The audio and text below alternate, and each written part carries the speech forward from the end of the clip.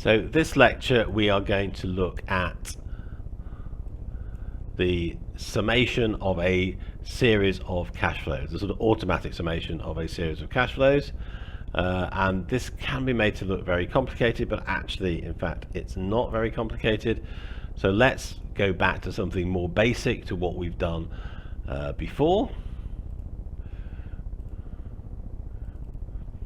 So we just want to do the sum of a geometric series, and that's really what this is about.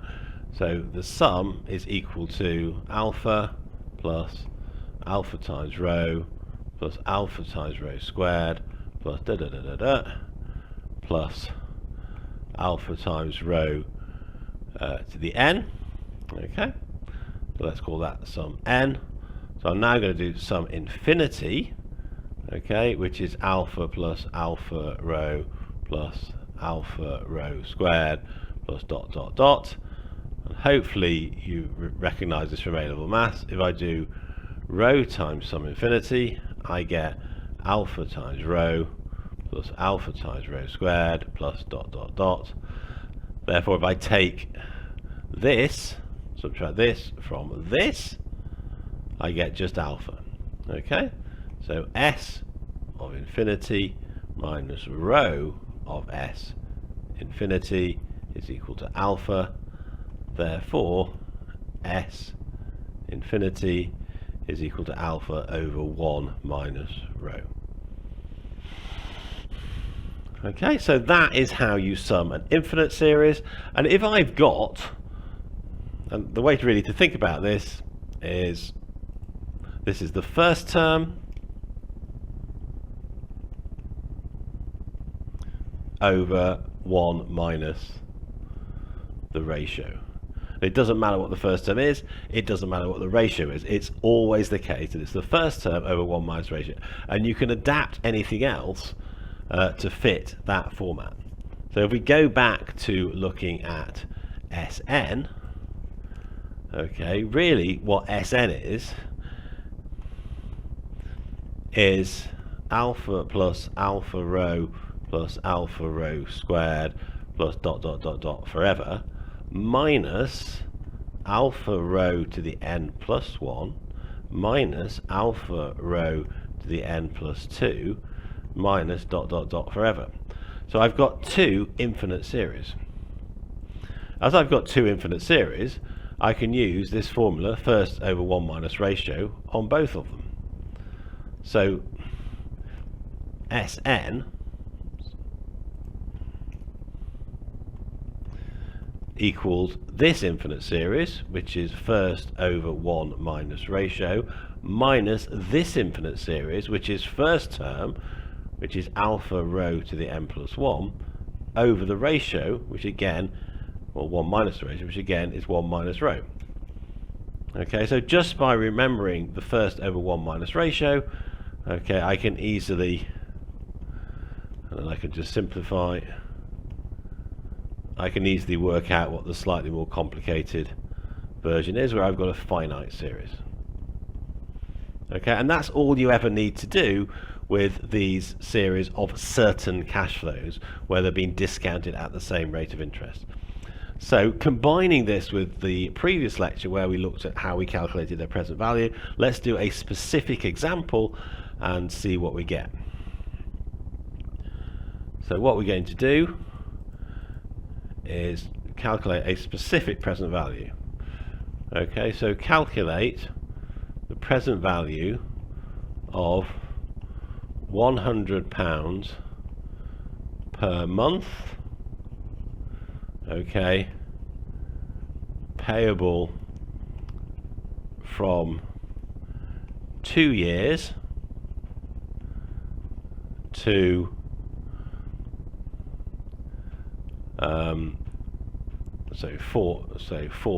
for 7 years, okay, each month, just to stress it's each month. Okay, so what have we got? Well, the present value, and we'll say it's at 5% interest. Well, the present value equals the present value of each cash flow. Well, the first cash flow is £100 divided by, in 2 years time, at 5% interest. So that's 1.05 to the power of 2. The second cash flow is £100. That's going to be after another month. Okay, well that's perfectly simple. Okay, because another month is just 2 and a 12th. The next cash flow, should be getting the pattern now, 1.05 to the power of 2 and 2/12, and so on, until the very last cash flow is not going to be after 7 years, because it's for 7 years and they're payable at the start of each month. So you might have to word the question slightly more rigorously, but I'm assuming there are 7 years of cash flows, so there are 84 cash flows altogether. So the very last cash flow is 1.05 to the power of 8 and 11/12. Okay, but all we've got there is a geometric series.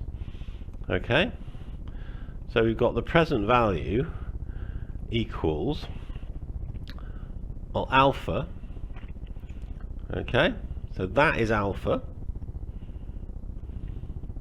That's the first term. And what's the ratio? The ratio is just 1 over 1.05 to the power of a 12th, because each term is multiplied by 1 over 1.05 to the power of a 12. So the present value is alpha over 1 minus rho, okay, which is equal to alpha over 1 minus rho, which is 1 over 1.05 to the power of a 12th. Okay, so that is the infinite series. Okay, so I need to take off what's missing because we've finished here. Well, what's missing starts with the next term.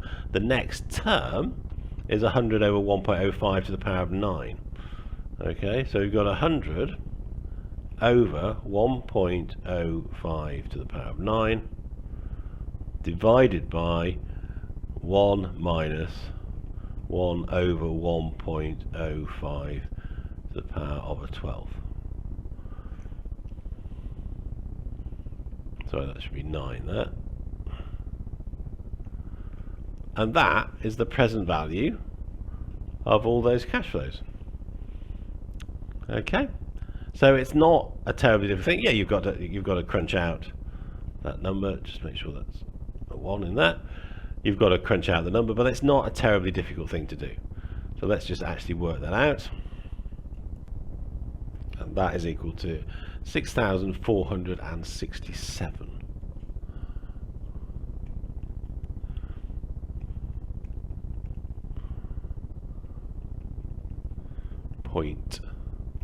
.39. Does that make sense? Well, very quick check here. You've got £100 for 7 years, 12 months a year, so that's 84 lots of 100. Okay, so let's just do a quick check.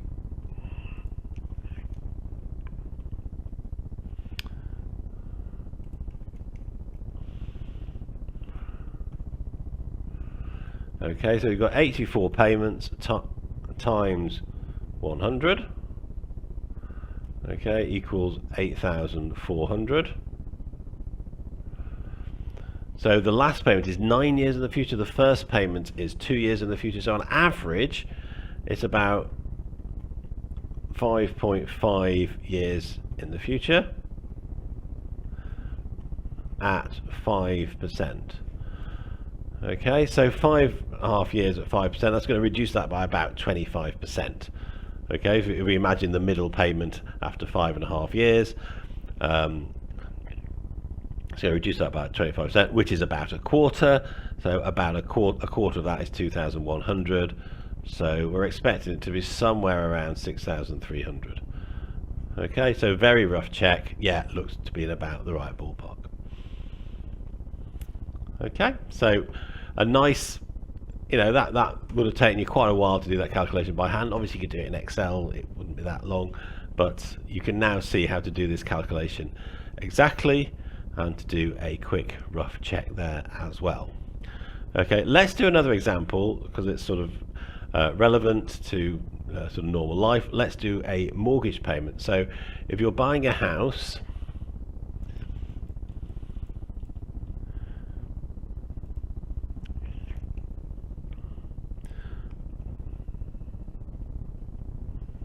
for say £300,000, okay, and the interest rate is 6%, and the term is 25 years, okay, and it's payable monthly. Okay, so now the house is 300,000, so the present value of all your repayments, okay, let's call your repayments X.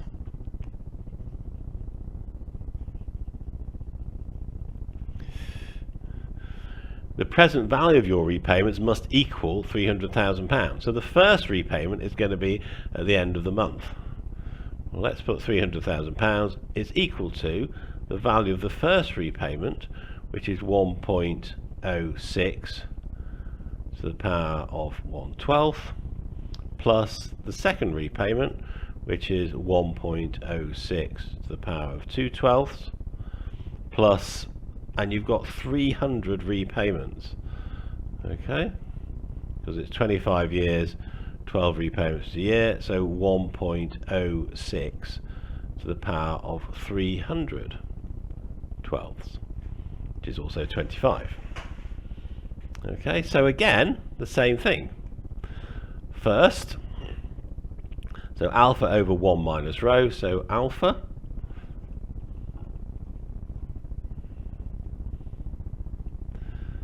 over 1 minus rho.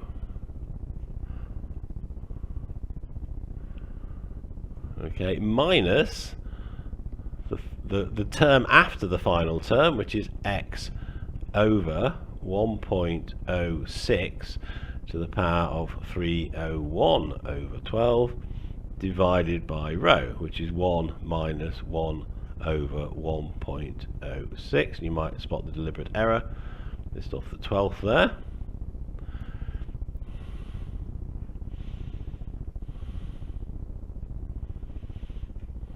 Okay, now that might seem we've now got quite a complicated equation in x, but you'll notice the x is just a linear factor in both of these terms. Okay, so that's not going to be difficult. So all we need to do is work out 1 over 1.06 to the power of 12, etc., and 1 over 1.06 to the power of 301 over 12 times that, and then we can be able to work out our answer. So let's work out this term. So it's 300,000 equals x times, and the answer we get is 157.57.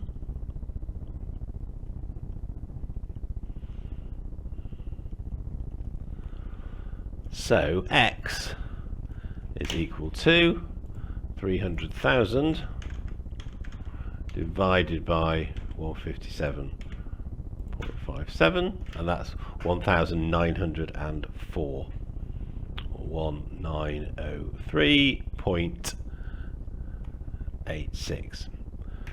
Okay, so that is how you do your basic mortgage calculation. You will notice 300 payments, £300,000. You might be hoping each payment's about £1,000, but the power of interest over 25 years is quite considerable. Okay, so 6% interest over 25 years, so average, that's over 12 years, 12 and a half years. That's going to roughly half the value of those payments. Okay, so that is how we do a geometric series of present value calculations.